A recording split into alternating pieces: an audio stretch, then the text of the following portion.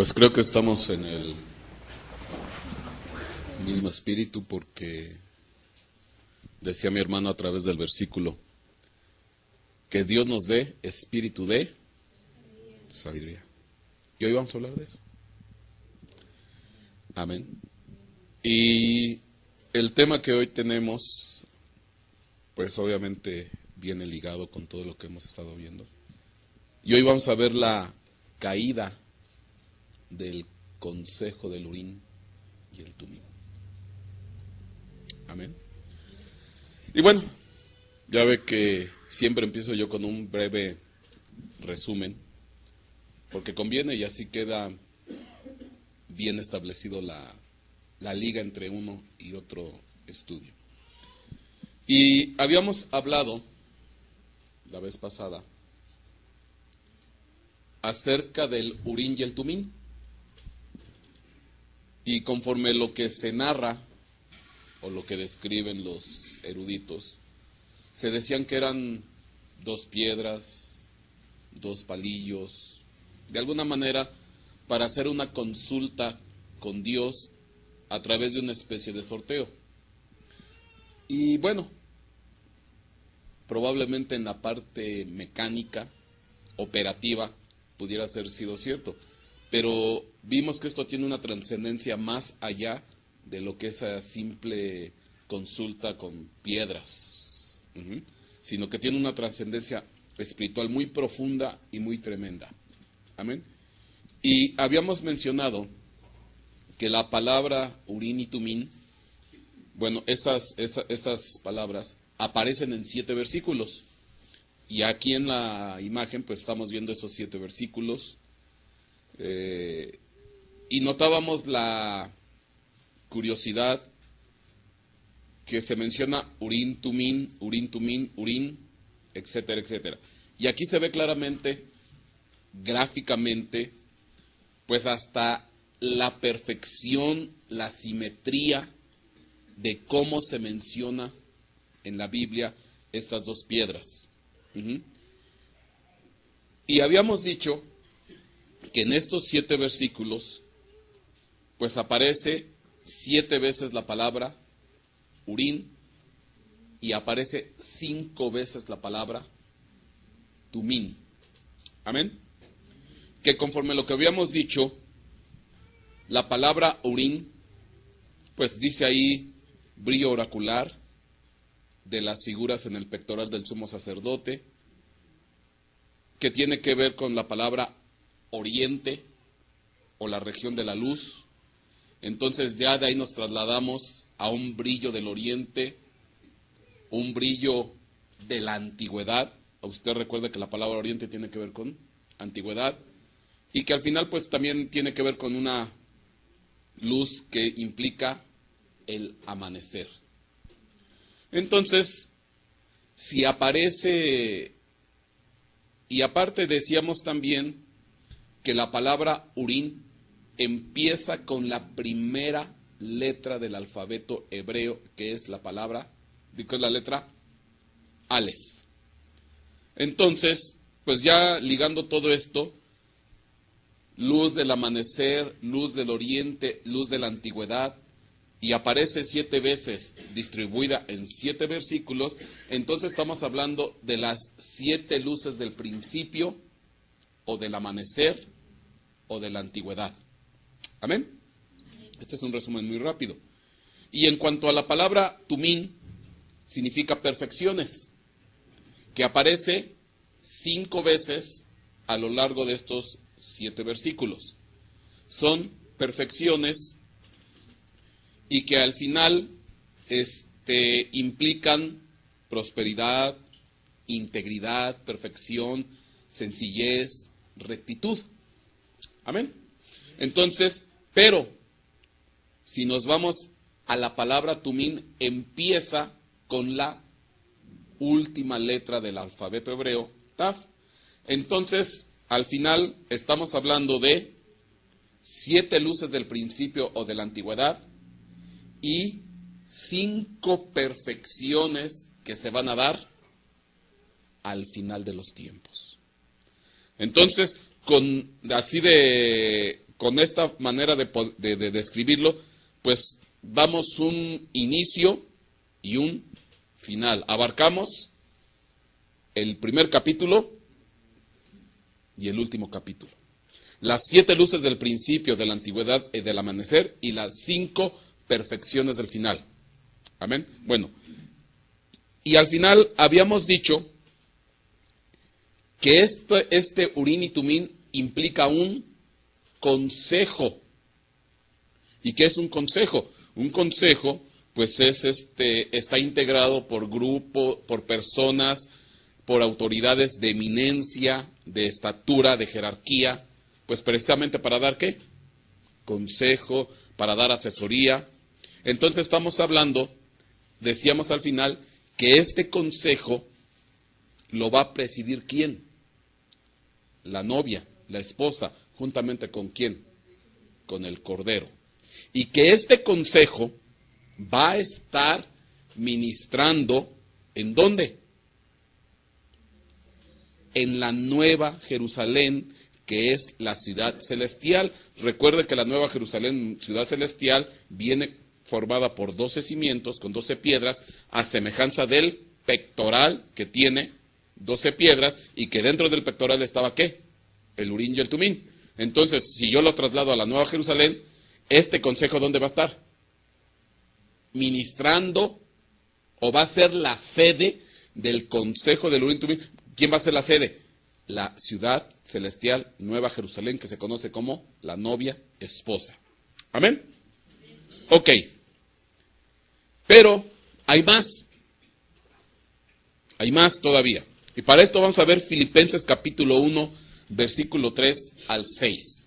Filipenses 1, 3 al 6. Dice aquí: doy gracias a mi Dios siempre que me acuerdo de vosotros. Decía hace rato mi hermano en el versículo, para que nos des espíritu de sabiduría. Pues aquí es algo similar.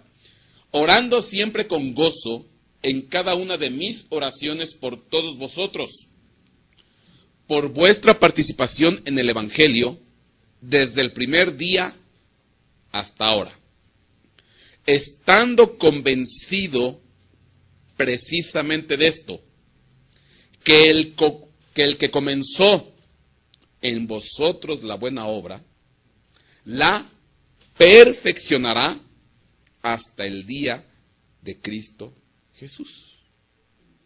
Entonces, aquí están los dos extremos. El Urín implica ¿qué? Comienzo.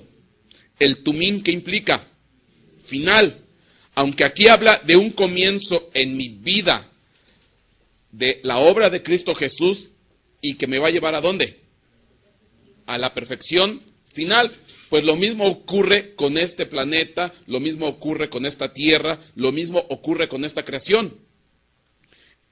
Hubo un principio, un Urín, y ese principio lo administró 7 luces, 7 sabidurías. Ahorita vamos a ver. Pero al final nos van a llevar ¿a dónde? A una perfección, a un final. Porque tenemos que llegar a la estatura de un varón perfecto en plena madurez, en plena responsabilidad, en pleno crecimiento, en total completitud. Amén. Entonces, estando convencido precisamente de esto, que el que comenzó, Urín, en vosotros la buena obra, la perfeccionará, Tumín, hasta el día de Cristo Jesús. Entonces, creo que está claro, ¿no? Luego, dice aquí, Efesios capítulo 4, versículo 11 al 13. Y él mismo constituyó a unos apóstoles, a otros profetas, a otros evangelistas, a otros pastores y maestros, a fin de perfeccionar. ¿Qué significa la palabra Tumín? Perfecciones, perfección. Y qué curioso, porque los 5 ministerios, ¿cuál es el fin y objetivo final de los 5 ministerios? Perfeccionar a los santos para la obra del ministerio, para la edificación del cuerpo de Cristo, hasta que todos lleguemos a la unidad de la fe y del conocimiento del Hijo de Dios, a un varón perfecto, a la medida de la estatura de la plenitud de Cristo. Y ahí está muy claro. O sea, ahora sí está descarado. Es curioso porque yo le hablo a usted de 7 luces del principio y de 5 perfecciones del final. Y es curioso porque los 5 ministerios, apóstol, profeta, evangelista, pastor y maestro, ¿cuál es la misión de esos 5 ministerios? Llevarnos a la perfección, a llegar a la estatura, a la madurez, a la plenitud. Y obvio, si la novia va a estar casada con su esposo, que es Cristo Jesús, pues la novia debe de tener ¿qué? Esa estatura, debe de tener esa perfección, porque ni modo de que se va a casar con una mujer ¿qué? Imperfecta o inacabada. Entonces la obra de Dios, la obra del Espíritu Santo es llevarnos ¿a dónde? A la perfección, a la madurez. Y para eso Dios utiliza 5 tumín, o 5 perfecciones, o 5 ministerios, que es el apóstol, profeta, evangelista, pastor y maestro. Entonces, ¿qué quiere decir? Que desde el mismísimo consejo del Urín y el Tumín ya estaba ahí incluido ¿qué? El ministerio quíntuple, o los 5 ministerios, ya estaban metidos ahí. Ya estaban proyectados para estos ministerios. Han trabajado ¿desde dónde? Desde la antigüedad y hasta el final. Si a Dios no se le escapa nada. Ya desde ahí estaba todo trazado. Amén. Ahora, cuando yo le hablo a usted de 7 luces del principio, yo le tengo que hablar de 2 pasajes bien importantes. Isaías capítulo 11, versículo 1 al 2 y Proverbios capítulo 9, versículo 1. ¿Por qué? Isaías capítulo 11, versículos 1 al 2, habla acerca, es más, déjeme leerlo. Isaías 11, del 1 al 2, dice así: y brotará un retoño del tronco de Isaí, un vástago de sus raíces dará fruto. ¿Estamos hablando de quién? Jesucristo. Brotará un retoño del tronco de Isaí, y un vástago de sus raíces dará fruto.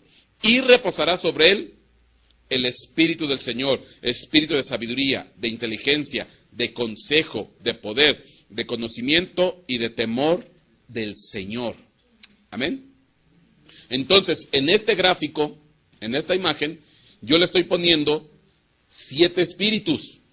Espíritu de conocimiento, consejo, inteligencia, el Espíritu del Señor como columna central, espíritu de sabiduría, de poder y temor. Amén. Y más aparte, Proverbios capítulo 9, versículo 1. Proverbios capítulo 9, versículo 1 dice: la sabiduría edificó su casa y ha labrado ¿qué? Sus 7 columnas. La sabiduría ha edificado su casa y ha labrado sus 7 columnas. Ahora, para recordar un poquito, si yo voy a Daniel, capítulo 5, versículo 11, en una descripción que se da de Daniel, hay un hombre en tu reino en quien está el espíritu de los dioses santos, y en los días de tu padre se halló en él ¿qué? Luz, inteligencia, sabiduría, como la sabiduría de los dioses. Y el versículo 15 vuelve a decir lo mismo. 14. He oído en ti que el espíritu de los dioses está en ti. Claro, esta es la descripción que da Nabucodonosor de Daniel. Dice que el espíritu de los dioses. No, sabemos que el espíritu de Dios estaba sobre ¿de quién? Sobre Daniel. Pero bueno, desde el punto de vista de interpretación del rey Nabucodonosor, pues no le pidamos mucho a un rey pagano babilonio, o sea. Pero bueno, he oído de ti que el espíritu de los dioses está en ti y que luz, inteligencia y extraordinaria sabiduría se hallan en ti. Eclesiastés capítulo 2, versículo 13. Y yo vi que la sabiduría sobrepasa la insensatez, como la luz a las tinieblas. Entonces aquí está muy claro. Sabiduría es a luz, como insensatez es a tinieblas. Al final, la sabiduría es una ¿qué? Luz. Eclesiastés capítulo 8, versículo 11. 8:1, perdón. Dije mal. Dice aquí, ¿quién como el sabio? ¿Y en quién otro sabe la explicación de un asunto? La sabiduría del hombre ilumina su faz, lo hace resplandecer, lo hace brillar y hace que la dureza de su rostro cambie. Entonces usted se quiere volver de sabio, afable, de rostro dulce y no duro ni de tabla ni de piedra. Pida a Dios espíritu de sabiduría, porque dice, hace que tu cara se ilumine y que tu rostro cambie y se vuelva, en lugar de duro, afable. Amén. Entonces, la sabiduría es ¿qué? Luz. Ahora, Efesios capítulo 1, versículo 6. Dice, 16. Vi mal. 1:16, Efesios. No ceso de dar gracias por vosotros, haciendo mención de vosotros en mis oraciones. Fíjese siempre lo que estaba pidiendo Pablo. Otra vez. Dice, pidiendo que el Dios de nuestro Señor Jesucristo, el Padre de gloria, os dé ¿qué? Espíritu de sabiduría y de revelación en un mejor conocimiento de Él. Y mi oración es que los ojos de vuestro corazón sean ¿qué? Iluminados, para que sepáis cuál es la esperanza de su llamamiento y cuáles son las riquezas de la gloria de su herencia en los santos. ¿Se da cuenta? Entonces, la luz o la sabiduría es sinónimo en la Biblia.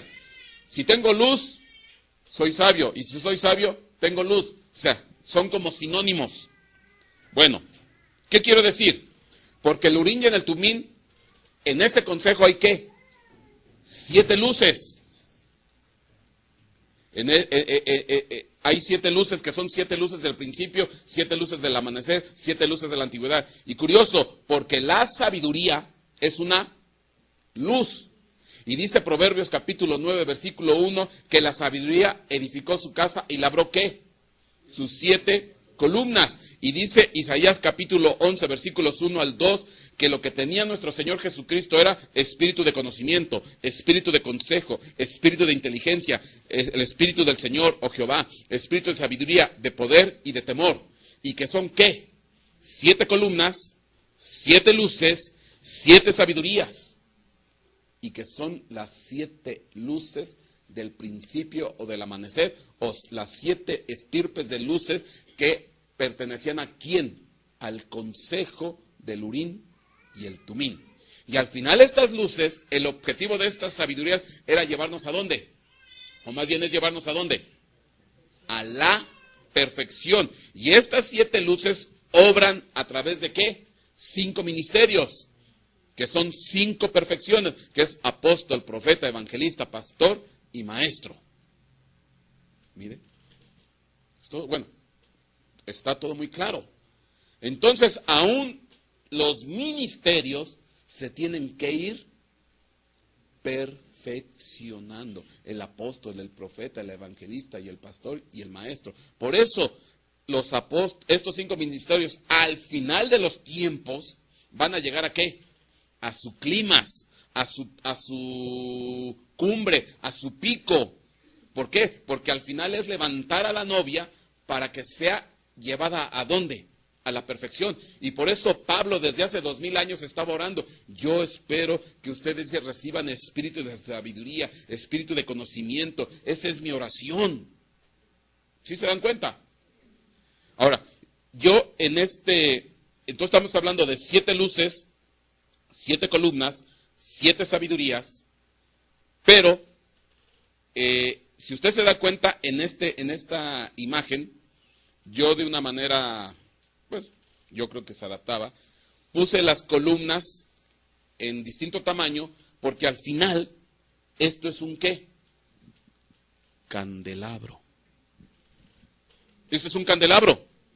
¿Es el candelabro del Urín y el Tumín o es el candelabro que empezó la creación? ¿Se da cuenta? Es el candelabro del inicio de la creación. Porque cuando se hizo la creación, dice, aquí en el principio era el verbo. El verbo era con Dios y el verbo era Dios. ¿Y quién era ese verbo?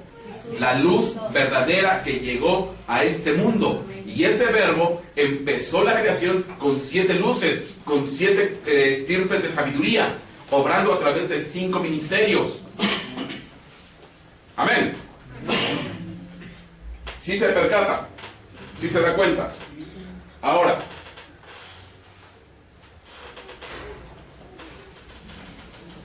vamos a ver, porque desafortunadamente, pues el consejo cayó.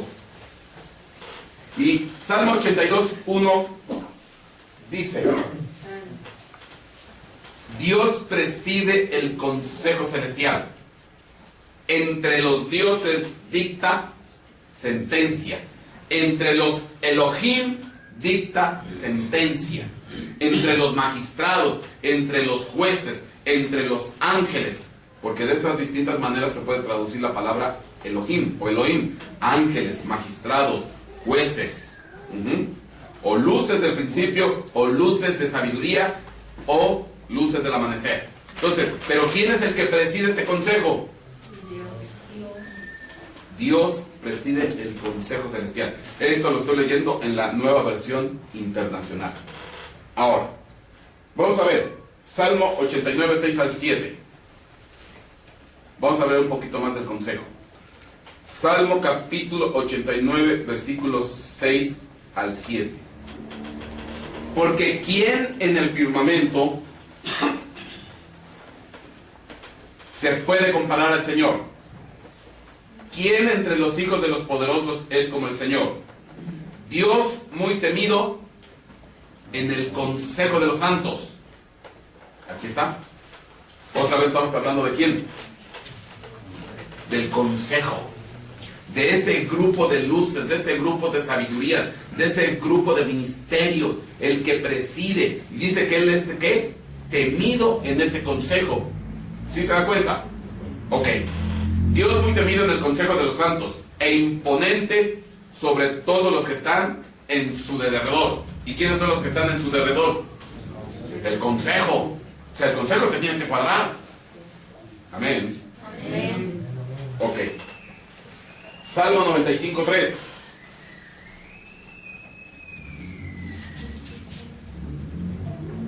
Dice aquí: porque Dios grande es. Esto se lo voy a leer en la Reina Valera. Salmo 95:3.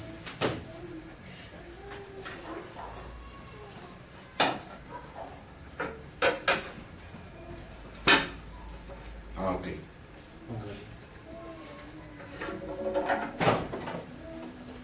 Más fácil. Permítame un momentito.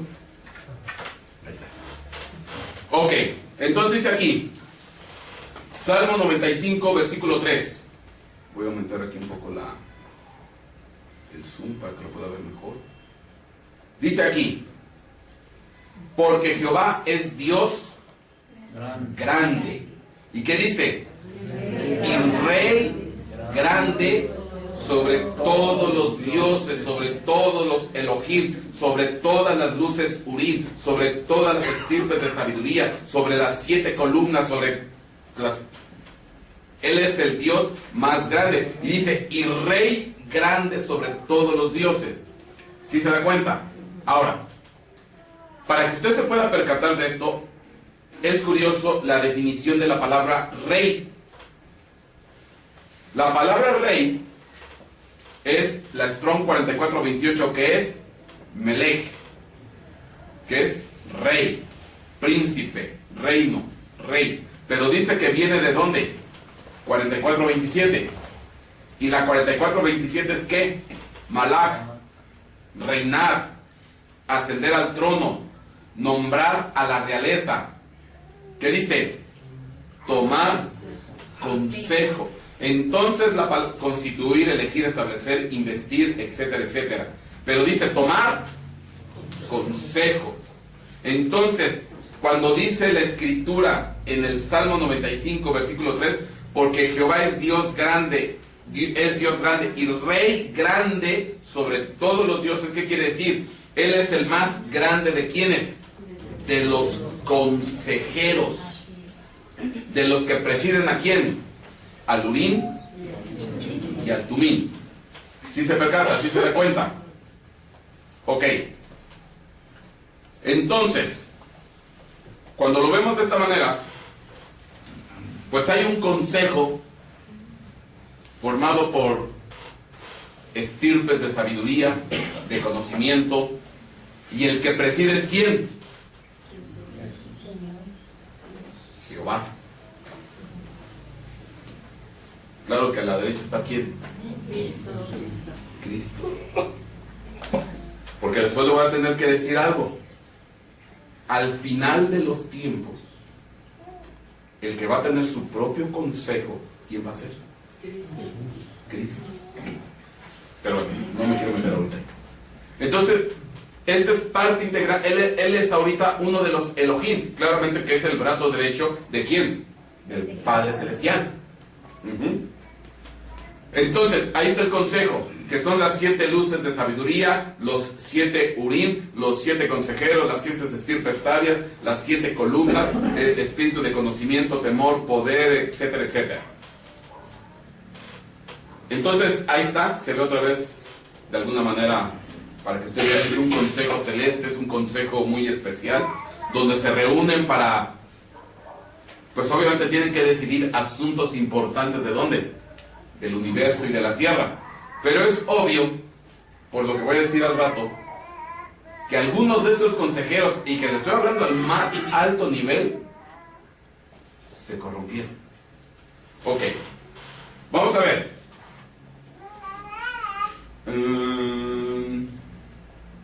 Vamos a ver Job capítulo 38, versículo 1. Después de este breve repaso de algunas cosas. Ahora sí va a ser muy fácil entender esto. Entonces respondió Jehová a Job desde un torbellino y dijo: ¿quién es ese que oscurece el consejo con palabras sin? Ahora, ¿cuál es la característica principal del consejo? ¿Por qué se caracteriza el consejo? Por su sabiduría. Estamos hablando de 7 luces de sabiduría. Y qué curioso, porque dice aquí: ¿quién es ese que oscurece el consejo con palabras sin? ¿Quién es ese? ¿Quién es? ¿Y qué carambas tiene que hacer Job en el consejo si no tiene sabiduría? Bueno, según ahí dice, habla con palabras sin sabiduría. ¿Y qué tiene que ser metido Job en el consejo? Dice: ahora ciñe como varón, dice ahí, tus lomos. Yo te preguntaré y tú me contestarás. ¿Dónde estabas tú cuando yo fundaba la tierra? Házmelo saber si tienes inteligencia. ¿Quién ordenó sus medidas, si lo sabes?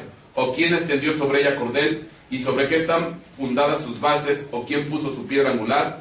Cuando alababan todas las estrellas del alba, todas las estrellas del amanecer, todas las luces de la aurora, las 7 columnas del principio, las 7 estirpes de sabiduría de la antigüedad. Fíjese cómo ya todo va ligado.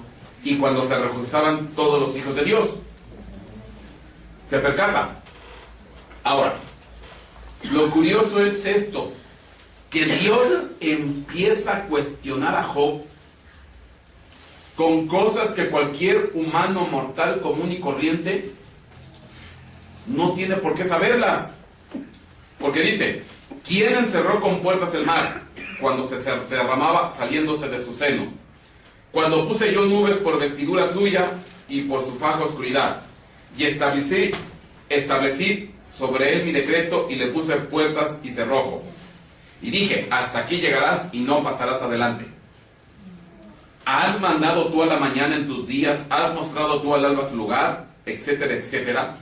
Dice, 16, has entrado tú hasta las fuentes del mar, has estado escudriñando el abismo, que han sido descubiertas las puertas de la muerte, has visto las puertas de la sombra de la muerte. O sea, si Dios nos cuestionara con estas preguntas, nosotros no nos quedaríamos, uy, ¿por qué me preguntas a mí eso? Yo ni idea, ¿no? O sea,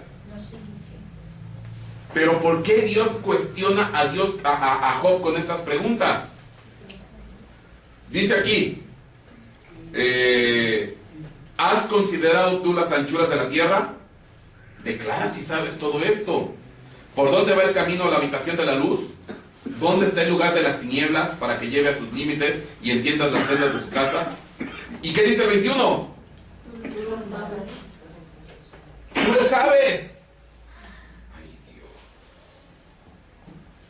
Pues entonces ya habías nacido y es grande el número de tus días. Ahora, curioso. ¿Y por qué caramba lo ibas a ver?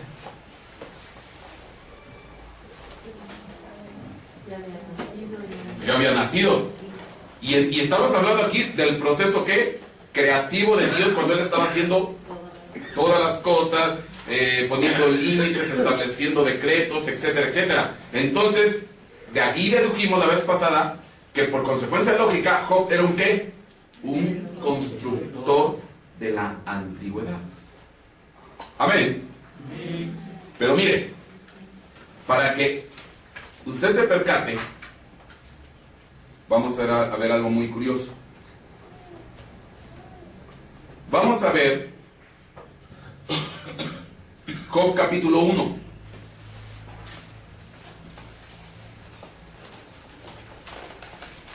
Dice 1:1 Job. Hubo en tierra de Uz un varón llamado Job. Y este hombre era perfecto y recto. ¿Y cómo puede haber perfección y rectitud cuando hablaba con palabras sin sabiduría? ¿Quién es ese que oscurece el consejo hablando con palabras sin sabiduría? Y es curioso porque Job 1:1, hubo en tierra de Uz un varón llamado Job, que este hombre era ¿qué? Hombre perfecto y recto, temeroso de Dios y apartado del mal. Y le nacieron 7 hijos y 3 hijas. Su hacienda era de 7,000 ovejas, 3,000 cabellos y 500 yuntas de bueyes, 500 asnas y muchísimos criados. Y mire lo que dice aquí. Y era aquel varón el más grande de todos los orientales. Se lo voy a leer en la Biblia de las Américas, porque ahí está muy descarado. Dice el versículo 3, Biblia de las Américas, 1:3. Su hacienda era de 7,000 ovejas, 3,000 cabellos, 500 yuntas de bueyes, 500 asnas y muchísima servidumbre. Y era aquel hombre el más grande de todos los hijos del oriente. Él era el más grande constructor de la antigüedad. Ahí está ya, descaradísimo. Él era el más grande de los constructores de la antigüedad. Amén. Entonces Job tuvo un problema muy grave, muy severo. Si era el más grande, era el líder. Y dice, la piedra que desecharon los constructores. Entonces, ¿qué ocurrió con Job? No reconoció la jerarquía, la autoridad ¿de quién? De Jesucristo. ¿What? Job no podrá haber sido perfecto, podrá haber sido intachable, recto, temeroso, pero hay un problema. No reconoció a quién, a su autoridad, que se llamaba en ese tiempo Jesucristo, porque él era el más grande constructor de la antigüedad y por lo tanto era miembro del consejo del Urim y el Tumim. Él pertenecía a ese consejo y no era cualquier personajucho, era el principal constructor. Entonces, cuando vamos a la parábola, la piedra que desecharon los constructores o los edificadores. Amén. Entonces, ¿qué quiero decir con esto? Que él desechó, no reconoció la autoridad de quién. ¿Y por qué cree que lo mandaron entonces a morir como hombre en la tierra? Claro, que aquí ya en este nivel, en el nivel terreno, no en el nivel de estatura, de columna, de luz, estirpe, de sabiduría de la antigüedad, pues comparado ya eso al nivel que se le dio en tierra, pues sí, comparado con los mortales comunes y corrientes, Era el más sabio. pues era el más sabio, pero a nivel, sí, esa magnitud, esa jerarquía, esa estatura que tenía en ¿dónde? En los cielos, pues obviamente que conservó parte de esa estatura, y cuando llegó a la tierra, ¿se convirtió en qué? En un hombre recto, temeroso, intachable, pero a nivel tierra, pues sí, destacó, a nivel tierra, a nivel terreno, pero donde perdió totalmente todo, en los cielos. ¿Sí se da cuenta? Por eso dice un versículo, de oídas te había oído, pero ahora mis ojos te ven. ¿A dónde lo vino a reconocer?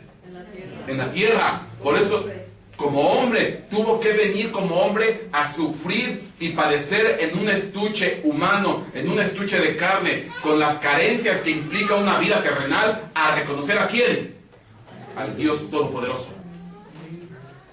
Y ese camino siguen muchos. Hay muchos de nosotros que probablemente éramos luces de la antigüedad y desechamos. No reconocimos la jerarquía de Jesucristo y lo tenemos que venir a reconocer ¿en dónde? En la tierra. Siendo que allá lo desechamos. Entonces probablemente algunos de nosotros desechamos ¿a quién? A Cristo. Y Dios en su bendita misericordia todavía nos da tiempo, nos dio chance, dice, bueno, ahora en estuche humano, de carne y hueso, con carencias, con dificultades, con problemas, con un montón de cosas, pero en esa condición vas a tener que regresar ¿a quién? A mí. Por eso dice la Biblia que Jesucristo vino por las ovejas perdidas.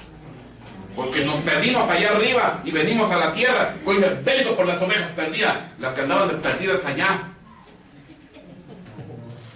Y aquí tienen que venir ¿a qué? A reconsiderar su actitud y entregarse ¿a quién? A Cristo. ¿Sí se da cuenta? Sí. Y él era el más grande ¿qué? Constructor de la antigüedad. Entonces, si él era el más grande constructor de la antigüedad, él era una luz de sabiduría. Él era perteneciente al consejo celestial. Él era una de las columnas, de los puntales de ese consejo. Pero la pregunta sería, ¿y por qué carambas cayó? ¿Qué vio? ¿Qué conoció? ¿Qué? ¿Por qué se corrompió? Bueno, ese es tema de otro. No se pierda el próximo capítulo. ¿Por qué se corrompió Job? Perdió la sabiduría. ¿Quién es ese que habla, que oscurece el consejo, que la avergüenza, que habla con palabras sin sabiduría? Siendo que la característica principal del consejo del Urim y del Tumim es ¿qué? La sabiduría que te lleva a la perfección. Entonces, él tuvo sabiduría, pero no tuvo ¿qué? Perfección. Y la perfección la tuvo que venir a conseguir ¿en dónde? En la tierra. Miren. La tuvo que venir a conseguir aquí en la tierra. Entonces ahí se traza una ruta. Hay muchos que empezamos allá, rechazamos a Jesucristo. Sí. Y acá tenemos que venir a reconocerlo. Y somos perdidos. Porque si nos perdimos quiere decir que de allá salimos. Él viene a buscar a las ovejas perdidas. Y no se puede perder nada si antes no era ¿qué? Mío. Entonces, Job pertenecía al consejo de las luces. Él era uno de los Urim. Amén. Ahora, es muy curioso. Déjeme mostrarle aquí.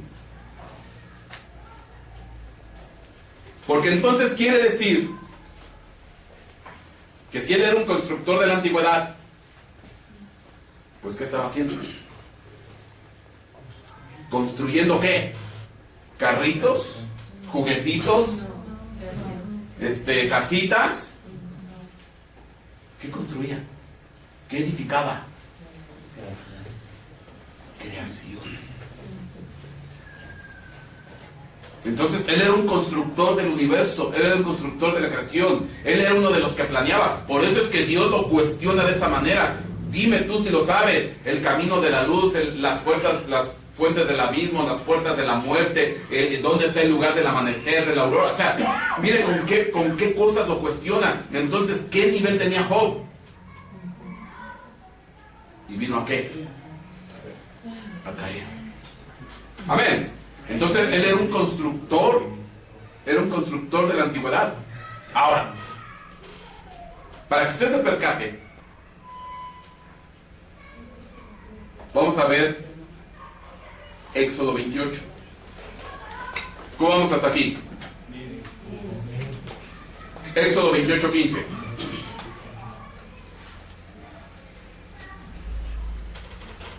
Y harás el pectoral del juicio, obra de hábil artífice.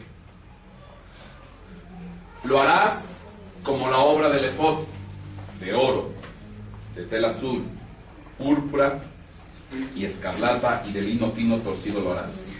Será cuadrado y doble, y de un palmo de largo y un palmo de ancho. Y ya vimos que esto también representa ¿qué? La ciudad celestial, Nueva Jerusalén. Entonces ya lo sabemos. Y montarás en él, ¿qué dice? 4 hileras de piedras.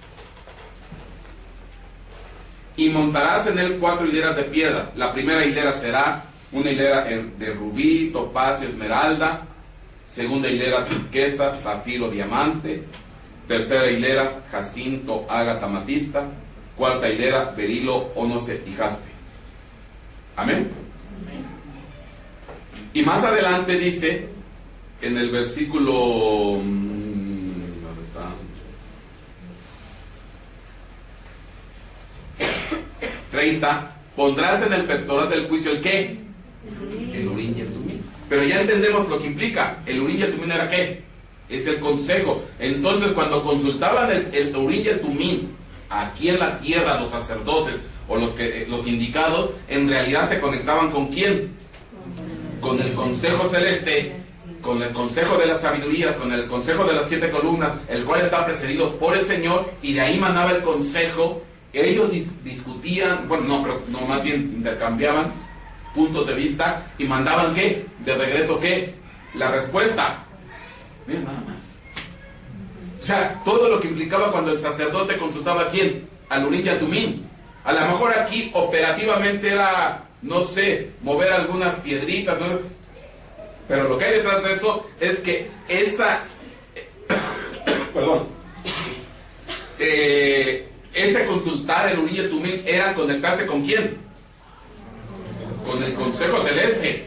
O sea, es conectarse a las más altas alturas y cumbres de toda la creación. Y allá pues decidían, hablaban, compartían y mandaban de regreso ¿qué? La respuesta. Ahora, pero mire, versículo, ¿qué le dije? 17. Montarás en él 4 hileras de ¿qué? Piedras. Primera hilera de piedras, segunda hilera de piedras, tercera y cuarta. Ahora, ¿por qué le quiero hacer énfasis en esto? Vamos a ver qué significa la palabra piedra. 4 hileras de piedras. Ahí está el famoso el consejo del Urim, el pectoral del Urim y el Tumim, aquí lo ve. Ahí están las 4 ¿qué? Hileras de piedras. Lo ve claramente. Ahí está, se ve muy clarito. Y esto es lo que tenía que el sumo sacerdote. Ahora, vamos a ver el significado de la palabra piedra. Porque dice 4 hileras de piedras. Cada una pues compuesta por 3 piedras. Al final son 12. Resulta ser que la palabra piedra, Eben, es la Strong 68. Y viene de la 1129, que significa ¿qué? Construir.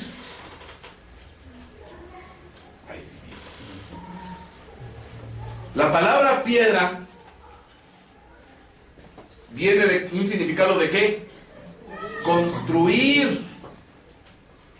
Piedra, cantería, honda, masa, pedregoso, pedrería, paño. Y viene de la 1129, ahí está clarito. ¿Y qué dice la 1129? Construir, albañil, canterón, poner cimientos, construir, edificar, fabricar, restaurar, restablecer, prosperar. Entonces, ¿qué representan las piedras que están en el pectoral del juicio? Construcción. Y vienen de la palabra construir, que significa o constructor, o albañil, o edificador, o restaurador. Entonces, ¿cuál era la característica principal del consejo del Urim y Tumim? Que eran luces de sabiduría destinadas ¿a qué? A construir. ¿Construir qué? Universos, creaciones, galaxias. O sea, no estamos hablando de construir, ¿qué les gusta? Una computadora. No, esto es una vacilada.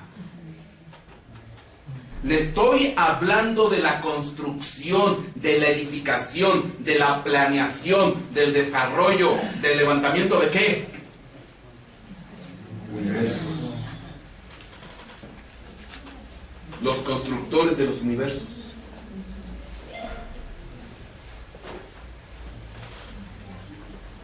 Cuando nosotros demos la estatura de la novia esposa del Cordero, vamos a ser constructores de universos, creaciones. Ya le estoy hablando de otra cosa. A eso se va a dedicar ¿quién? La novia. Porque ya va a estar a la par de ¿quién? De Jesucristo. Y por eso la novia va a tener ¿qué? Su consejo. Y ella es la que va a estar presidiendo el consejo a la par de ¿quién? De Jesucristo. Por eso dice la Escritura, ustedes van a juzgar ¿qué? Jueces. Ángeles. La palabra Elohim significa juez, magistrado, ángeles, dioses. ¿Y a qué se van a dedicar? Construir universos. Nada. Nada. ¿No le da gusto? Le estoy diciendo a lo que se va a dedicar. Usted va a ser albañil. Usted va a ser albañil. Va a ser chalán. Nada más va a poder trazar entre planetas, universos, galaxias, etcétera, creaciones. O sea, todo eso. Casi nada. Amén. Mira nada más. Ya está. Dice, me vas a poner ¿qué? 4 hileras de piedras. Y la palabra piedra tiene que ver con construir, que tiene que ver con constructor. Pero obvio, ¿quién era un miembro constructor principal del consejo del Urim y Tumim? Job. Y perdió su Sabiduría. Y entonces, ese mismo camino lo siguieron ¿quiénes? Las otras luces de sabiduría. Entre ellas, lucero. El sello de la perfección, acabado en sabiduría y hermosura. Dice, el lucero del amanecer, la luz de la aurora, una luz del principio, miembro honorario del consejo del Urim y el Tumim. Ese también, ¿qué? Cayó. Job cayó. Entonces hay muchos que, ¿qué? Que tropezaron. Y entonces, si el consejo se empezó a degradar, pues ¿qué es lo que habría que hacer? Cambiar el consejo. Bueno, para que usted me entienda, vamos a ver, por favor, déjame ver aquí, Génesis capítulo 1, versículo 5. Porque estos se dedican a construir y a restaurar. Y esto se ve claramente en Génesis capítulo 1. Génesis capítulo 1, versículo 5. Y estamos en el proceso creativo de los 7 días al principio. Y dice el versículo 5, y llamó Dios a la luz día, y a las tinieblas llamó noche, y fue la tarde y fue la mañana de un día, o del primer día. Pero ¿qué nombre le pusieron a la luz? Día. Y llamó Dios a la luz día. Si yo me voy al versículo 8, llamó Dios a la expansión cielos y fue la tarde y la mañana del segundo día. O de la segunda luz. Segundo día o segunda luz. Si yo me voy al versículo 13, y fue la tarde y la mañana de la tercera luz. O el tercer día. Si yo me voy al versículo 19, y fue la tarde y la mañana del cuarto día o la cuarta luz. Si yo me voy al versículo 23, y fue la tarde y la mañana del quinto día o la quinta luz. ¿Y cuántos días Dios utilizó? 7. Entonces, ¿cuántas fueron? 7 luces. ¿Quién intervino en este proceso? El consejo del Urim y el Tumim. Las 7 luces del principio o las 7 luces del Génesis. ¿Y a qué se dedicaron? A construir, pero siendo más específicos, a restaurar. En el principio creó Dios los cielos y la tierra, Génesis 1:1. Y la tierra estaba sin orden y vacía, desordenada y vacía. Entonces, ¿cómo estaba todo hecho? Un caos. Y las tinieblas cubrían la superficie del abismo, y el Espíritu de Dios se movía sobre la superficie de las aguas. Y entonces, ¿qué? Ahí nos está narrando cómo estaba todo: desordenado y vacío. Dice la Escritura, Dios es un Dios de ¿qué? Orden. Y entonces, ¿cómo estaba? Porque bueno, aquí tendría que ocurrirle por qué se desordenó esto. Pero bueno, ese es otro tema. El chiste es que aquí vinieron unas tinieblas, unas potestades, unas estirpes que desarreglaron todo, echaron a perder todo. Y después de este caos o desbarajuste, Dios tuvo que usar ¿qué? 7 días o 7 luces o 7 piedras o 7 estirpes que pertenecían ¿a quién? Al consejo del Urim y el Tumim, para volver a empezar y volver a llevar otra vez ¿a qué? A la perfección esto. ¿Está claro? ¿Sí se percata? Entonces empezaron a restaurar y a reparar. Amén. Ok. ¿Cómo vamos hasta ahí? Ahora, hasta este momento, entonces nos estamos dando cuenta que algunos miembros del consejo del Urim y el Tumim cayeron, se torcieron, se corrompieron. Y entonces, ¿qué implica esto? Porque dice la Escritura que la levadura leuda ¿qué? Toda la masa. Y entonces, si ya empezó a haber uno que otro corrupto, ¿qué es lo que ocurrió? Pues que eso se empezó a ¿qué? Empezó a corromper. Digo, si los consejos de la tierra están más corruptos que nada. Pero aquí estamos hablando al más alto nivel. Entonces, ¿eso qué implica? Que debe de haber un ¿qué? Un cambio, una sustitución, o más, una destitución y sustituir con otro. Amén. Porque la levadura leuda ¿qué? Toda la masa. Un poco de levadura leuda toda la masa. Entonces, esto apunta a que ese consejo se corrompió. Y entonces tuvo que haber un cambio. Para que usted me pueda ver, y viene narrado en la Biblia eso, vamos a ver, primer libro de los Reyes, capítulo 18, versículo 30. Amén. Dice aquí: entonces Elías dijo a todo el pueblo: acercaos a mí.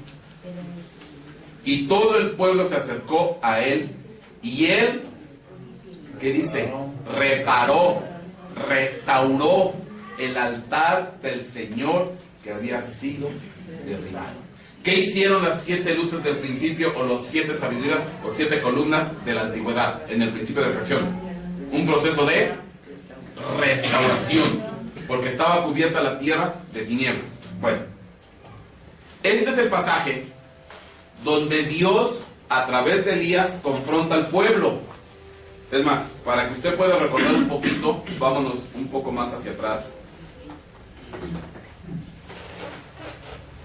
Ver 18:20, primer libro de los Reyes.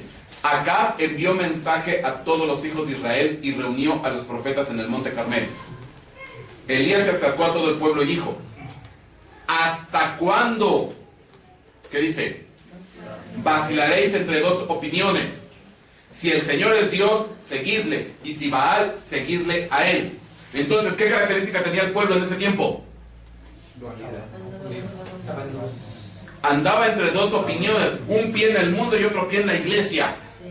Unos días venía a la iglesia y se daba golpes de santo y le danzaba a Dios, y saliendo de aquí hacía desbarajuste y medio y se metía a hacer tontera y media. O sea, ¿andaba qué? Fluctuando, titubeando entre ¿qué?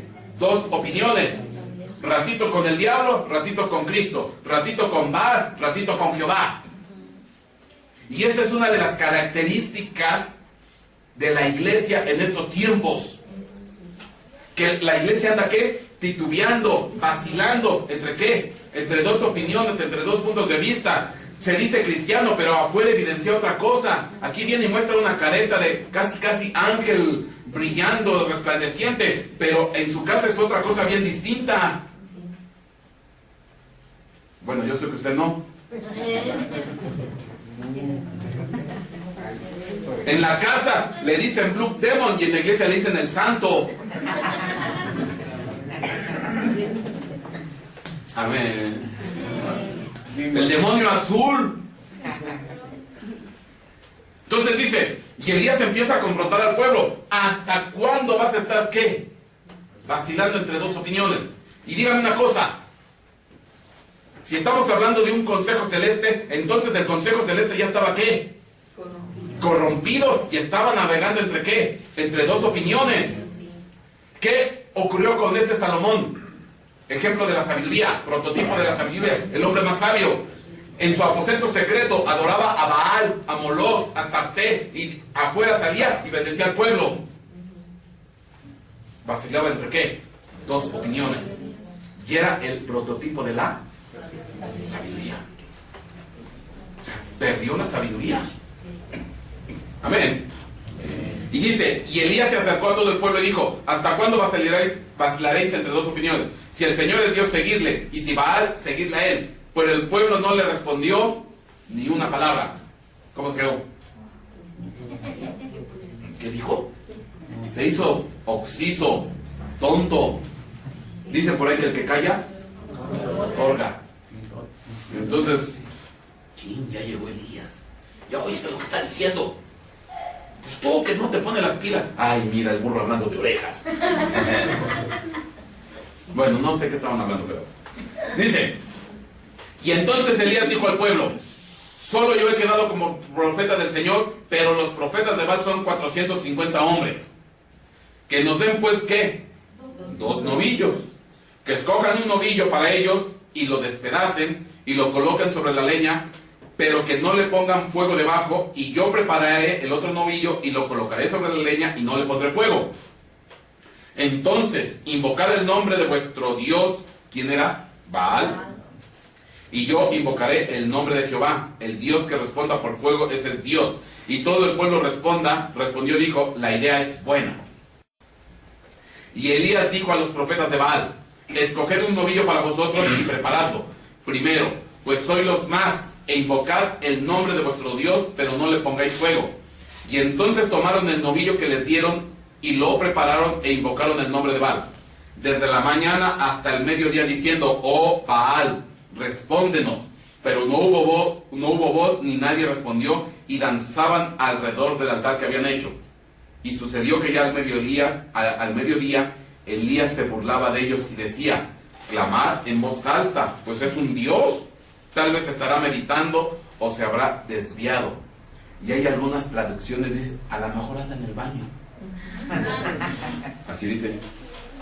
Dice: o estará de viaje, quizás esté dormido y habrá que despertarlo. Y gritaban a grandes voces y se sajaban, según su costumbre, con espadas y lanzas, hasta que la sangre chorreaba sobre ellos. Y sucedió que pasado el mediodía se pusieron a gritar frenéticamente hasta la hora de ofrecerse el sacrificio de la tarde, pero no hubo voz, ni nadie respondió, ni hizo caso. Entonces, yo hago una pregunta: ¿será que nosotros estamos como en aquella época? ¿Será que la iglesia de Cristo estará como en ese tiempo, vacilando entre dos opiniones? ¿Fluctuando entre Dios y el diablo, entre la iglesia y el mundo? Amén.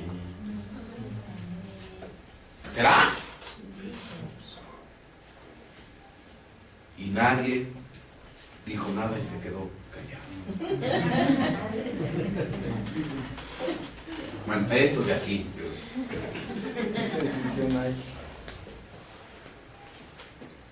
Entonces Elías dijo a todo el pueblo: acercaos a mí. Y todo el pueblo se acercó a él y reparó el altar del Señor que había sido derribado. ¿Y empezó a qué? Restaurar. Ok. Y mire, y tomó 12 piedras. ¿Cuántas piedras tiene el pectoral del juicio? 12 piedras. Conforme al número de las tribus de los hijos de Jacob, a quien había venido la palabra del Señor diciendo: Israel será tu nombre. Y con las piedras edificó un altar en el nombre del Señor, e hizo una zanja alrededor del altar, suficientemente grande para contener 2 medidas de semilla. Pues sí, la estirpe del diablo, la estirpe de Baal y la simiente de Dios. Amén. Ahí está. Ahora, dispuso después la leña, cortó el novillo en pedazos y lo colocó sobre la leña. Y dijo: llenad 4 cántaros de agua y derramadlas sobre el holocausto y sobre la leña. Y después dijo: hacedlo por segunda vez, y lo hicieron por segunda vez. Y añadió: hacerlo por tercera vez, y lo hicieron por tercera vez. Ahora, hay que explicar algunas cosas.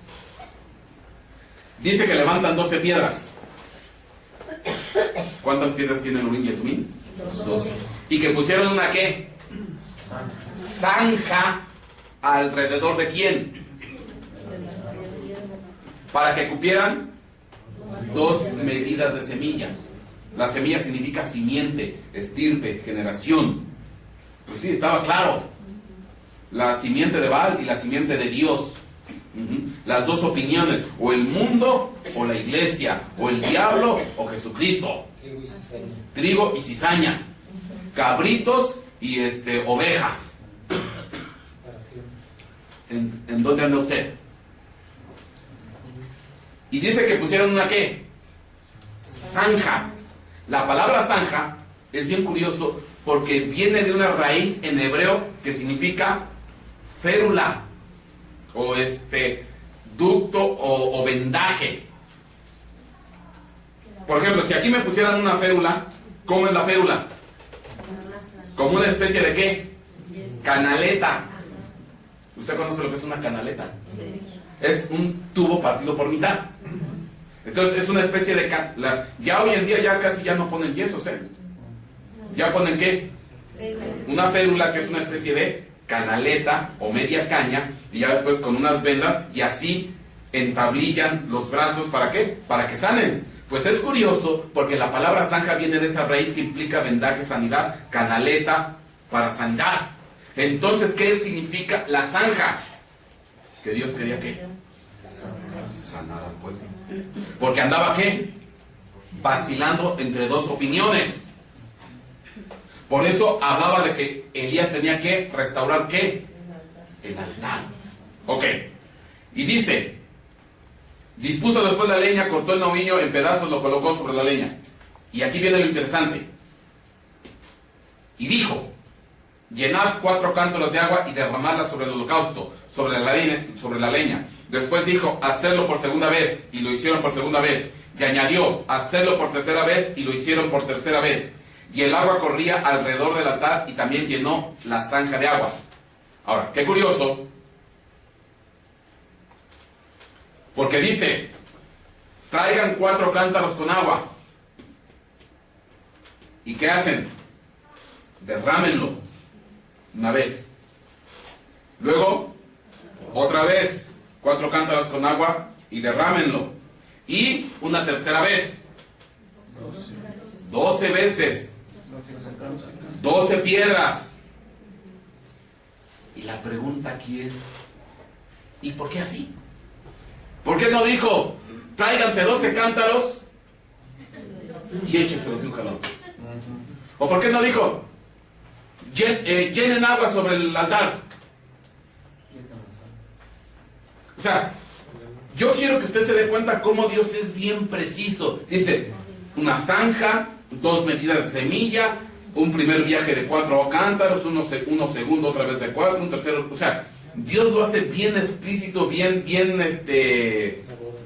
específico, definido. No deja nada así como que a la deriva, al ahí se va, no. Con instrucciones precisas. La pregunta es, ¿por qué lo hizo así? ¿Por qué de esa manera? ¿Qué quiere decir? ¿Qué implica? Bueno, para que usted se percate, yo quiero llevarlo, porque después de esto, dice que cayó fuego, cae fuego, quemó el agua que corría sobre la zanja, y entonces se evidenció que quién era el Dios que iba a ser el más grande. Era Jehová, Dios. Bueno, pero yo quiero hacerle énfasis para poder entender esto. Versículo 36. Sucedió que a la hora de ofrecerse el sacrificio de la tarde, el profeta Elías se acercó y dijo, oh Señor, Dios de Abraham, de Isaac y de Israel, que se sepa hoy que tú eres Dios en Israel y que yo soy tu siervo y que he hecho todas estas cosas por palabra tuya. Respóndeme, oh Señor, respóndeme, para que este pueblo sepa que tú, oh Señor, eres Dios y que has hecho volver sus corazones. Y entonces cayó fuego el Señor y consumió el holocausto, las leñas, las piedras y el polvo y lamió el agua de la zanja. Cuando todo el pueblo lo vio, se postraron sobre su rostro y dijeron, el Señor es el Dios, el Señor es el Dios. Ahora, antes de explicar, Malaquías capítulo 4.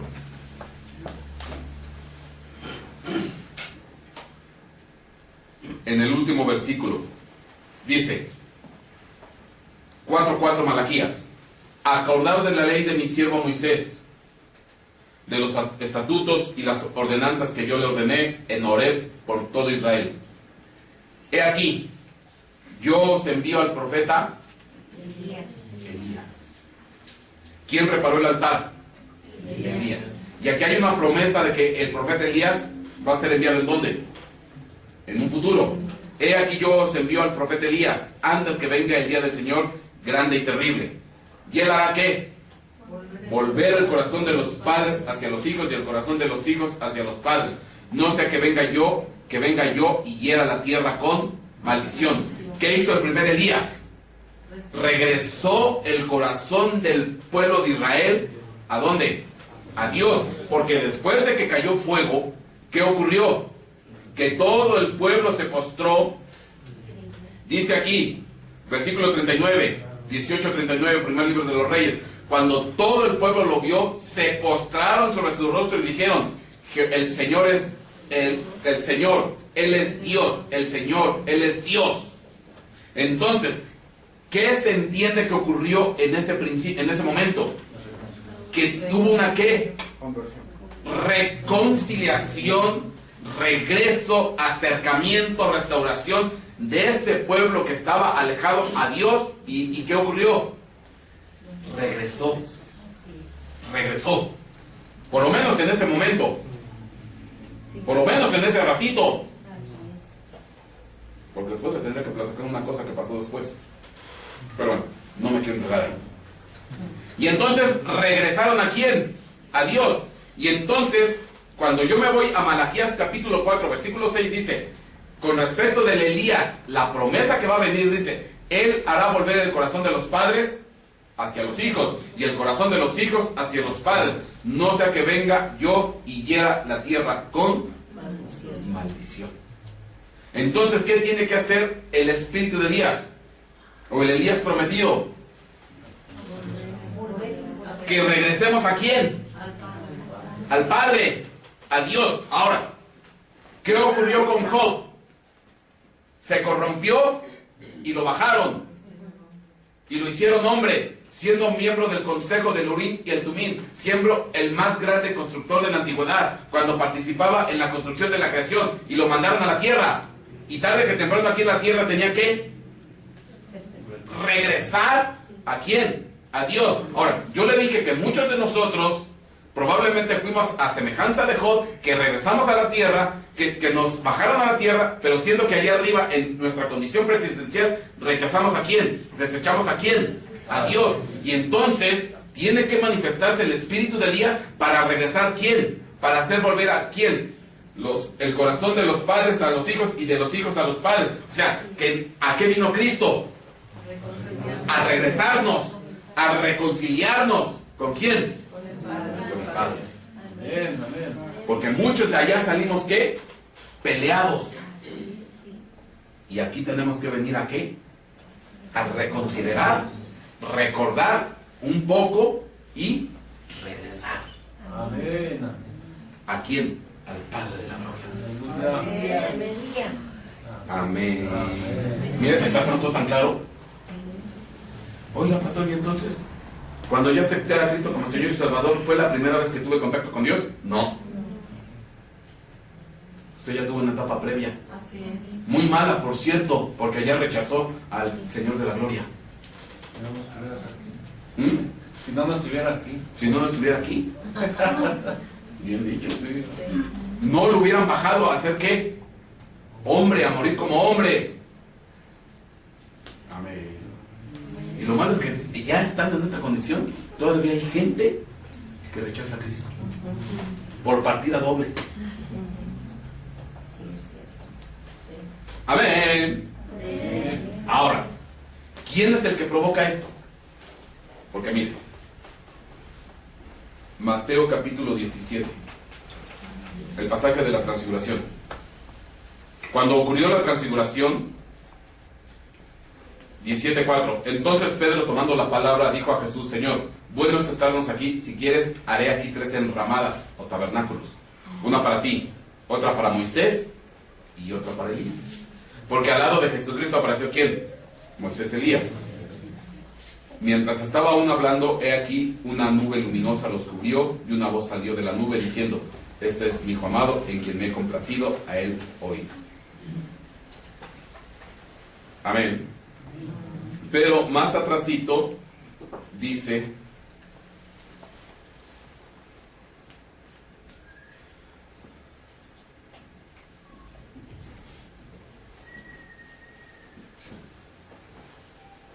más adelante, cuando ya bajaban del monte de la transfiguración, dice: mientras descendían del monte, Jesús les ordenó diciendo: no contéis a nadie la visión, hasta que el Hijo del Hombre haya resucitado dentro de los muertos. Sus discípulos le preguntaron diciendo: ¿por qué pues dicen los escribas que Elías debe de venir primero? Y respondiendo él dijo: Elías ciertamente viene, y que dice: tiempo futuro. Pero yo os digo que Elías ya vino y no lo reconocieron, sino que le hicieron todo lo que quisieron. Así también el Hijo del Hombre va a padecer a mano de ellos. Y entonces los discípulos entendieron que les había hablado de quién. Entonces, ¿quién es el primer Elías? El que levantó el altar, el que restauró el altar con 12 piedras, hizo una zanja alrededor y derramó 4 cántaros, una vez, una segunda vez y una tercera vez. Y después en Malaquías se habla de una promesa, una profecía de que tenía que venir un Elías. ¿Para qué? A restaurar y acercar el corazón de los padres a los hijos. Y ese fue representado por ¿quién? Juan el Bautista. Pero ahí mismo Jesucristo dice que va a haber otro Elías. Y que en este tiempo, ahorita, va a volver a hacer una reconciliación para que los hijos regresen ¿a quién? Al Padre. Y entonces quiere decir que hay algunos que son hijos y ni cuenta saben que son hijos. Ni siquiera saben que son hijos. ¿Sí se da cuenta? Pero cuando venga el espíritu de Elías, los va a confrontar, les va a abrir el entendimiento, les va a dar la capacidad, les va a dar luz, y van ¿a qué? A regresar. Entonces probablemente usted antes de aceptar a Cristo ya era hijo, pero ni siquiera lo sabía. Y cuando aceptó a Cristo nada más vino ¿a qué? A recordar y a reconocer. Amén. ¿Sí se da cuenta? Pero bueno, obviamente que aquí nos tenemos que meter en otras cosas, porque hay gente que es preexistencial, hay gente que es existencial y hay gente que es post-existencial. Los preexistenciales son los que tuvieron una etapa previa en la casa del Padre. Los existenciales no tuvieron etapa previa y esos vinieron a nacer totalmente aquí. Y los post ni siquiera han nacido. Esos van a nacer totalmente en un futuro. Y cuando usted lo ve de esta manera, usted va a poder entender los procesos de la salvación. Una salvación implica recordar lo que tú eras allá. Esa es la salvación de los preexistenciales. La salvación de los existenciales, pues sí, aquí tienen que reconocer a Cristo, y como no tuvieron etapa previa preexistencial, simplemente lo tienen que reconocer, lo tienen que aceptar como Señor y Salvador, y en ese momento entra su salvación. Y no tienen una memoria pre o ancestral. Y hay otros que ni siquiera han nacido. Bueno, ¿por qué me metí en esto? ¿Por qué? ¿Qué derramaron sobre el altar? Ahora, fue en el momento del sacrificio de la tarde. Para que usted me pueda entender, vamos a ver por favor más adelantito, primer libro de los Reyes 18:44. Dice aquí: se recuerda que después de que cayó fuego y que Elías mató a los profetas de Baal, Dios le dijo a su discípulo, Elías le dijo a su discípulo, a su criado, que subiera y se asomara, porque estaban en la cumbre del monte Carmelo, y que dice que el criado fue una vez y no vio nada, fue una segunda vez y no vio nada. Bueno, versículo 44, primer libro de los Reyes 18:44 dice: y sucedió que a la séptima vez él dijo: he aquí he visto una nube tan pequeña como la mano de un hombre. Entonces, el discípulo se asoma al horizonte y ¿qué ve? Una nube, pequeña como una mano o una nube en forma de mano. Aquí hay discusión, pero bueno. Una nube tan pequeña como una mano. ¿Sale de dónde? Del mar. Del horizonte, del mar. Ahora, cuando Elías está confrontando a los profetas de Baal, es en el momento del sacrificio de la tarde. Lo dice 18:36. Sucedió que a la hora de ofrecerse el sacrificio de la tarde. Bueno, ¿qué quiero decir? En este instante, a kilómetros de distancia, en el templo, pues se estaba ofreciendo el sacrificio de la tarde. ¿Qué es el sacrificio de la tarde? Pues estaban sacrificando el carnero de la tarde. Y se estaba quemando el incienso, porque el incienso se quemaba en la tarde. Y había un sacerdote que se introducía en el lugar santo a quemar ¿qué? Incienso. Y después de que salía de quemar incienso, lo mismo que hizo Zacarías, cuando se le apareció el ángel Gabriel, a la hora de que él estaba, ¿qué haciendo Zacarías? Quemando incienso. Y dice que al lado del altar se le apareció ¿quién? Gabriel. Eso es lo que estaba ocurriendo aquí, cuando estaba viendo esta confrontación de Elías con los profetas de Baal y que estaba cayendo fuego del cielo. En el templo estaba un sacerdote quemando incienso, porque era el sacrificio de la tarde, y todo el mundo estaba ¿qué? Orando. Se entiende que después de que eso ocurría, salía el sacerdote, extendía sus manos y daba ¿qué? La bendición sacerdotal. Números 6:23. Habló Aarón a sus hijos. Habla a Aarón y a sus hijos y diles: así bendeciréis a los hijos de Israel. Les diréis: el Señor te bendiga y te guarde. El Señor haga resplandecer su rostro sobre de ti y tenga de ti misericordia. El Señor haga sobre ti su rostro y ponga en ti paz, o te dé paz. Esto se entiende que después salía el sacerdote, extendía su mano y daba ¿qué? La bendición sacerdotal. Entonces, cuando estaba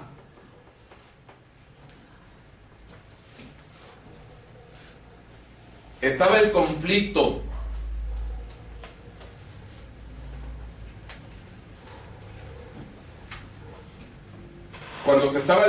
entre Elías contra los profetas de Baal, y cuando después sube su criado y se asoma al horizonte y dice que sale del horizonte o del mar una nube como una mano, y a kilómetros de distancia había un sacerdote quemando incienso y tenía que salir a dar ¿qué? La bendición sacerdotal. Entonces, ¿qué implica esa nube del tamaño de una mano o como una mano? La bendición sacerdotal. ¿Sí se da cuenta? La bendición sacerdotal. Ahora, ¿por qué Dios tuvo que dar? Porque ahora sí entendemos que fue Dios mismo que dio la bendición sacerdotal. ¿Que la que estaba ocurriendo a kilómetros de distancia en Jerusalén no valía?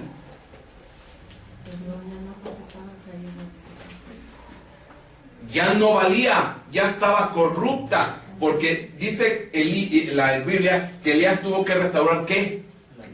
El altar. Y dice que tuvo que juntar ¿qué? Las piedras. ¿Por qué? Porque el pueblo estaba ¿qué? Desunido, el pueblo estaba corrompido, el pueblo estaba vacilando entre ¿qué? Entre dos opiniones. El pueblo era con Baal y algunos otros con Dios. Entonces estaba ¿qué? Corrompido. Entonces lo más seguro es que en Jerusalén ya había un sacerdocio ¿qué? Corrompido, que Dios tuvo que él mismo dar ¿qué?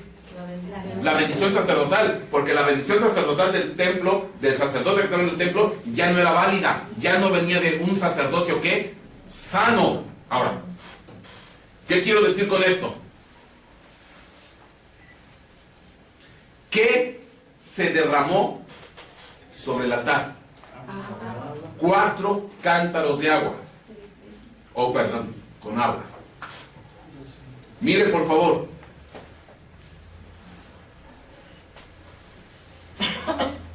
Ahí está. 4 cántaros con agua. Una vez, una segunda vez y una tercera vez. Ahora, la palabra cántaro, 35-37 de Strong, de una raíz que no se usa, que significa profundizar, propiamente balde,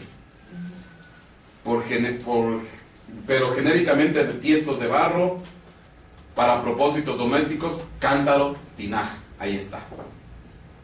Pero esta palabra cántaro, que es la que se pone ahí, es la raíz de la 35-39, Capcod, y dice ahí, viene del anterior, es la 35-37, en el sentido de ¿qué? Fuego centellante de un altar forjado, o una ¿qué? Gema centellante, probablemente rubíes o piedras preciosas. Mire por favor, la palabra cántaro da origen a la palabra que también significa ¿qué? Gema o piedra preciosa. Ahí está. Entonces, ¿qué derramaron? ¿Qué derramaron? Ay, perdón. Sobre el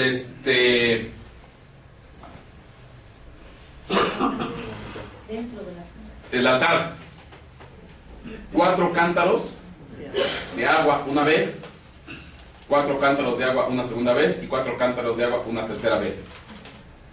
O 4 piedras preciosas una vez, 4 piedras preciosas una segunda vez, o 4 piedras preciosas una tercera vez. ¿Qué es lo que había en el pectoral del juicio? 12 piedras preciosas. Ahí está.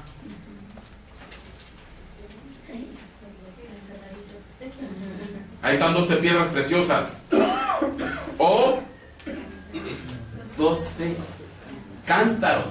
Pero este sacerdocio, así como se lo estoy presentando, son 4 hileras de 3. ¿Cómo lo derramaron en el altar? 3 de 4.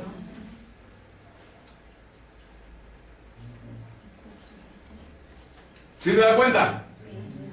Así como se lo estoy presentando, 3 de 4. Y así es como está originalmente. Entonces, ¿qué es lo que ocurrió? ¿Qué representa el derramar 4 cántaros de agua una vez, una segunda vez y una tercera vez? ¿Qué hicieron? ¿Representa qué? El pectoral del juicio, que lo que lo giraron, o hicieron un qué, un cambio, cambiaron de orden, cambiaron de posición. ¿Y qué es lo que tiene el pectoral? El Urín y el Tumín. Y el Urín y el Tumín es ¿qué? Un consejo. Entonces, ¿qué es lo que quiso decir Dios con el derramar 4 cántaros de agua una vez, una segunda vez y una tercera vez? Hacerle un cambio ¿a quién? Al sacerdocio. Pero por consecuencia, para poder cambiar el sacerdocio hay que cambiar al consejo. Porque ¿qué consejos estaba recibiendo el sacerdocio? Ya estaba recibiendo los consejos ¿de quién? De Baal. Ya había infiltrados en el consejo del Urín y el Tumín. Ya había gente que había perdido ¿qué? Sabiduría. Ya había colados para mal. Ya se estaba corrompiendo ¿qué? El consejo. Y si el consejo está corrompido, y cuando yo lo consulto, ¿qué consejo me va a dar? Malo. Y no me va a llevar a bien. Entonces, ¿qué es lo que hay que hacer? Girar. O sea, cambiar el consejo, cambiar el Urín y el Tumín, poner gente nueva. Destituyo a los primeros, instituyo a los otros. Porque el consejo que entonces viene de los cielos es que el primero del primero ya es que corrupto, así como se lo estoy presentando, es un consejo corrompido. Y por eso esto es lo que tuvieron que hacer. Entonces, ¿qué es lo que hicieron? ¿Qué es lo que representa el derramar los 4 cántaros? Una vez, segunda vez y tercera vez. Es hacer un cambio de ¿qué? De sacerdocio. Y por eso implica un cambio de ¿qué? De Urim y Tumim. Y esto implica un cambio de ¿qué? De consejo. Y esto implica un cambio de luces. Y esto implica un cambio de constructores de la antigüedad. Y eso implica un cambio de consejeros. Y eso implica una degradación, una destitución para instituir otro ¿qué? Otro consejo. Porque el consejo ya estaba corrupto. Y si el consejo está corrupto, el consejo que emana del consejo, la recomendación que fluye del consejo, no es buena. Y entonces, ¿qué es lo que quiero decir? Que en este tiempo, la iglesia está, un sector de la iglesia está consultando a un consejo corrupto, en el cual ya no está instituido como autoridad máxima Jesucristo, Rey de Reyes, Señor de Señores, sino ya hay estirpes diabólicas aconsejando a la iglesia. Y por eso es que se ven los desbarajustes que suceden hoy en la iglesia. Y de esos desbarajustes ya hablamos mucho una vez. La risa santa, la borrachera y hasta ahí, porque luego se ofenden las... Entonces, ¿qué es lo que quiero decir? Que el consejo que está mandando en un sector de la iglesia ya es un consejo malo. Porque ya hay un ¿qué? Un concepto corrupto. Y entonces por eso estamos vacilando entre dos opiniones. Creemos que estamos con Dios, pero en realidad estamos haciendo las cosas ¿de quién? De Baal. La iglesia está corrupta. No toda. No toda, pero una parte sí está corrupta. Ya no está fluyendo una sana doctrina. Ya no está fluyendo una palabra revelada como debe de ser. Y cada quien está acomodando la doctrina como quiere, cuando quiere y a la hora que quiere. ¿Para qué? Para justificar sus tonteras y sus exageraciones y sus... Amén. Y en lugar de ministrar las 5 luces o los 5 tumín de perfección para llevar a la perfección a la iglesia, la están llevando ¿a qué? A la burla y al escarnio a la iglesia. Y aquí tendríamos que... ¿Se acuerda cuando le hablé del tabernáculo de Moloch y de la estrella del dios Renfán? Sí. De las Saturnalias. Sí.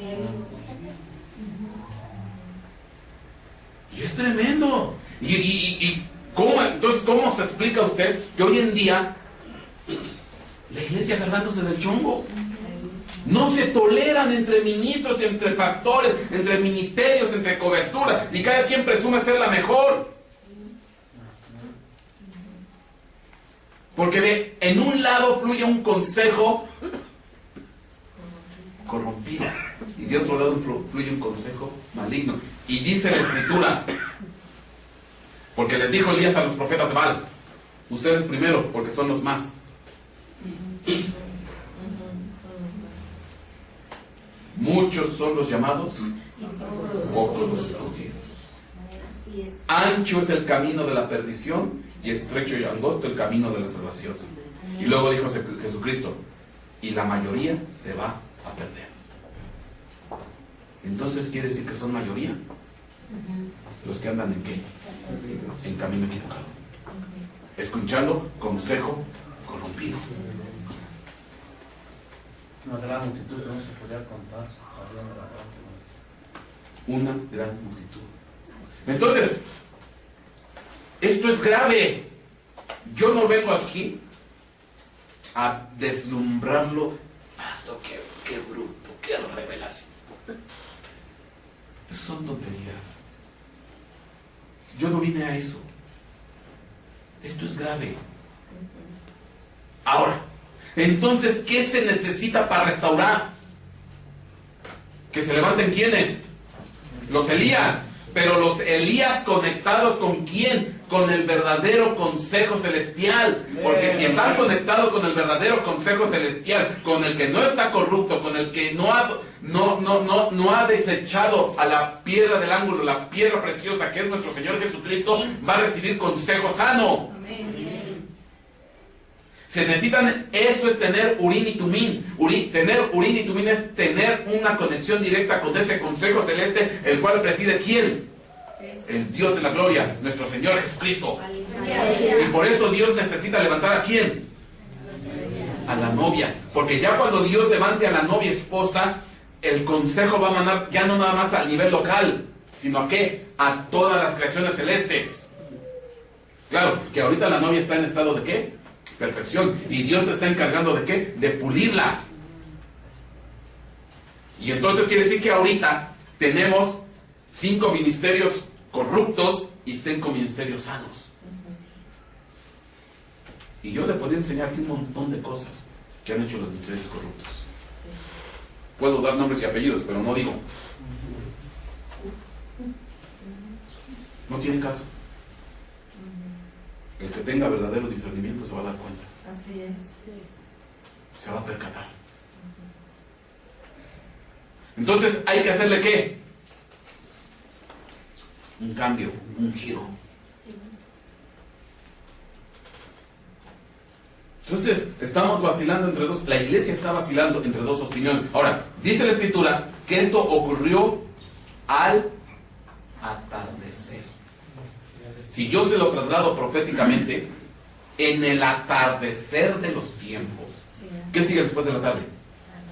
La noche. Llamado gran tribulación. Entonces la tarde es la etapa previa a la noche o a la gran tribulación. Entonces, ¿qué quiere decir? Que en la etapa previa, antes de que este planeta entre en la gran tribulación, la iglesia va a estar ¿qué? Fluctuando, vacilando entre dos opiniones. Y la mayoría va a ser en la opinión equivocada. Por eso Dios tiene que levantar los Elías. Porque los Elías son los que bajan fuego del cielo, pero bajan fuego del verdadero ¿qué? Consejo celeste. El cual preside ¿quién?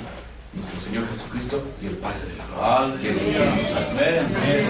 Y ese consejo está construyendo y preparando y perfeccionando a la novia. Porque al final la novia va a ser en un futuro lejano la constructora de las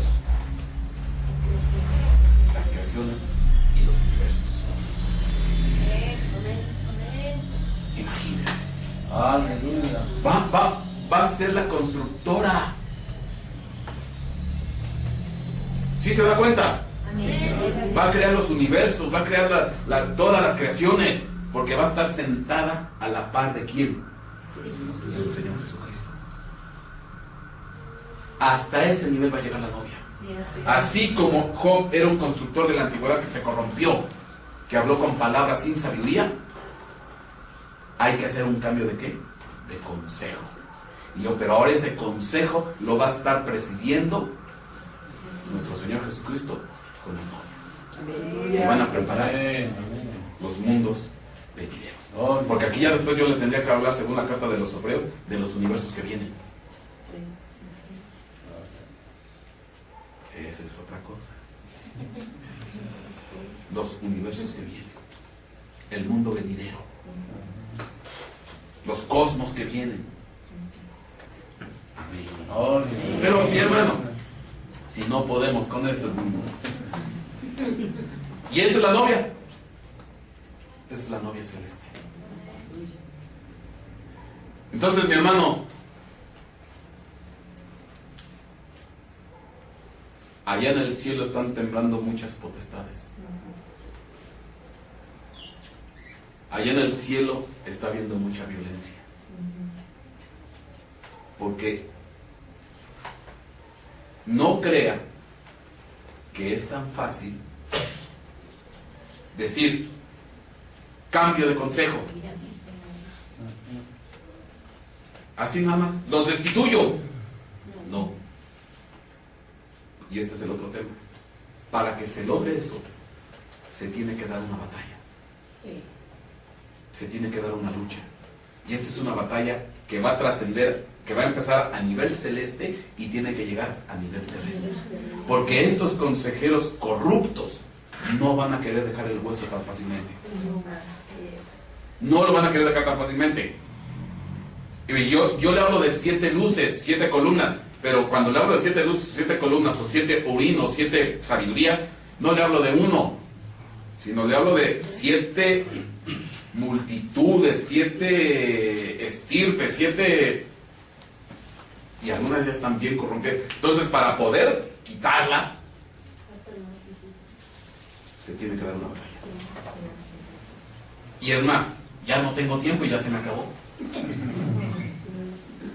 Pero termino con este versículo. Cuando Miguel fue a visitar a Daniel, a ver si alguien me ayuda, porque no recuerdo el versículo. Es el capítulo 10, el último. Miguel fue, no, perdón, Gabriel fue a visitar a Miguel y le dijo, no llegué porque el príncipe de Persia se me opuso.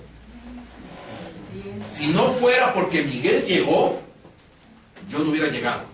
Entonces llega Miguel y él se queda peleando con el príncipe de Persia o de Grecia. Perdóname, esa cita sí no la tengo preparada. Pero si usted la tiene, dígame, ayúdeme.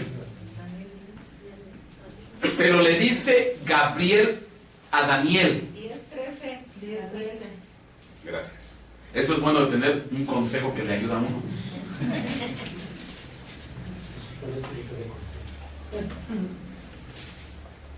Dice, mas el príncipe del reino de Persia, 10:13, se me opuso por 21 días.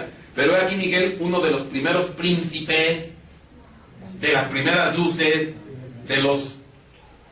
vino en mi ayuda, ya que yo había sido dejado allí con los reyes de Persia.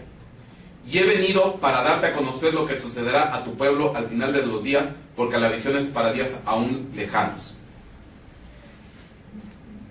Pero, déjeme ver si es en este versículo, porque hay un versículo donde le dice Gabriel a Miguel, le dice así terminando, nada más queda Miguel y yo, y nadie más nos está ayudando. Así le dice. Entonces dice en el 20. Déjeme ver. Sí, ahí está. Gracias. Dice, entonces él dijo, Gabriel le dice a Daniel, ¿sabes por qué he venido a ti? Ahora vuelvo para luchar contra el príncipe de Persia. Y cuando yo termine aquí, el príncipe de Grecia vendrá. O sea que salgo de una para meterme en otra. Estamos hablando de luchas a nivel ¿qué? Celeste. Esto no es aquí en la tierra, esto es unas batallas tremendas. Principados, Persia, Grecia, etc. Y aquí vemos cómo llega Miguel y ayuda a quién, a Gabriel. Y por eso se puede zafar e ir a visitar a Daniel. Dice, 21. Sin embargo, te declararé lo que está inscrito en el libro de la vida, en el libro de la verdad, perdón. Pero no hay nadie que se mantenga firme a mi lado contra estas fuerzas, sino Miguel, vuestro príncipe. Y otra versión, si mal no recuerdo, la Reina Valera 60 dice, déjeme leérselo en la Reina Valera 60. Pero yo te declararé lo que está escrito en el libro de la verdad, y ninguno me ayuda contra ellos, sino Miguel, vuestro príncipe. Entonces, al final de los tiempos, nada más quedan 2 estirpes. Miguel y Gabriel, y todos los demás se corrompieron. Y ahí se lo dice. Nada más Miguel me echa la mano. Entre él y yo nos estamos repartiendo la chamba. Entre él y yo estamos peleando. Entre él y yo nos ayudamos. Pero ya nadie se mantiene firme. Nadie me ayuda. Solo ellos se mantuvieron firmes. ¿Y entonces dónde están todos los demás? En mi lucha solo cuento con la ayuda de Miguel. ¿Qué versión es esa? Es el lenguaje actual. Dice, En la versión del lenguaje actual dice, en mi lucha, solo me ayuda. Solo cuento con la ayuda de Miguel. Solo cuento con la ayuda de Miguel. Y entonces todas las demás estirpes. Entonces, destituir al consejo del Urim y el Tumim corrupto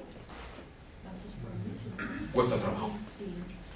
Porque esas luces que en un principio se volvieron, que eran luz de sabiduría, se volvieron ¿qué? Luz de tiniebla.